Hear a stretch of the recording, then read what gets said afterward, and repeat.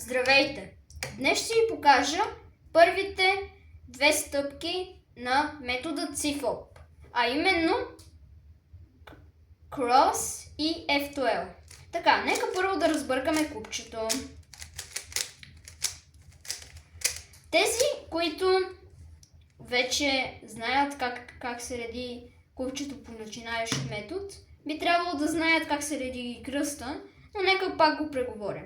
Сега да видим някоя подходяща страна. Така. Жълтото е доста добро за редене. Така.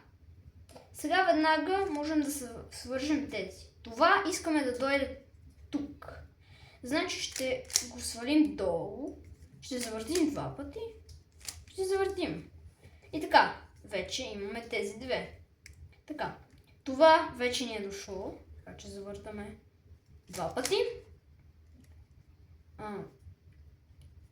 Това тук е жълто и червено. Значи трябва да дойде тук. Ще направим ето така. Ще вдигнем и ще завъртим. И ето, вече жълтия кръст ни е готов.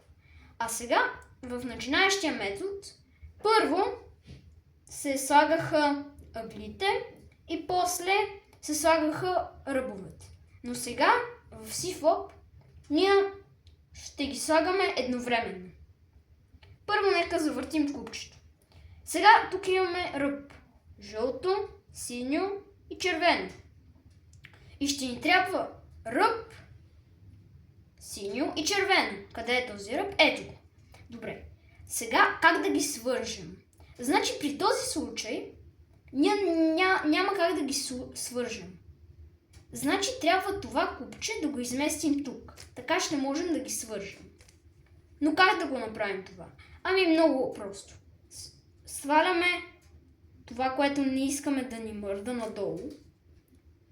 И просто слагаме това, което не искаме да го мърдаме където си искаме.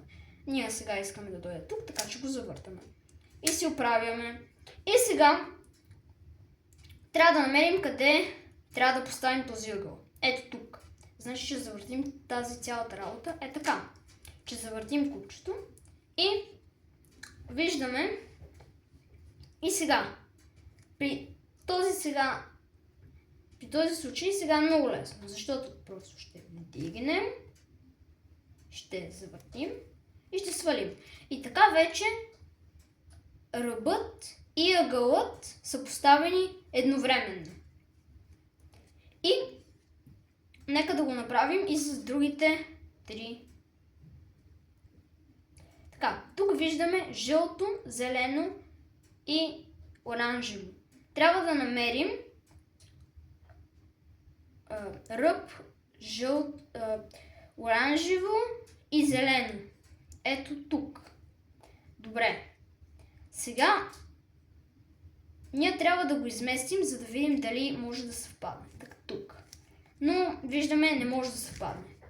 Значи ще трябва това да го преместим някъде. И виждаме, че когато преместим това долу и завъртим това два пъти, ще ни се получи ъгъл и ръб заедно. Значи ще завъртим надолу, ще завъртим два пъти и ще вдигнем. И така, вече имаме ръб и ъгъл заедно. И да видим къде трябва да ги поставим. Значи, ето тук трябва да ги поставим. Добре. И сега имаме най-лесния вариант. Просто въртим и си ги поставяме. И ето. Сега, тук имаме жълто, зелено и червено.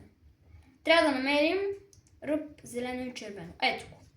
Значи, вдигаме този ръб, защото не можем да работим с него, понеже той не е отгоре. Така, вдигаме го, въртим на някоя посока, която и да е, но така, че да не хваща този ръб.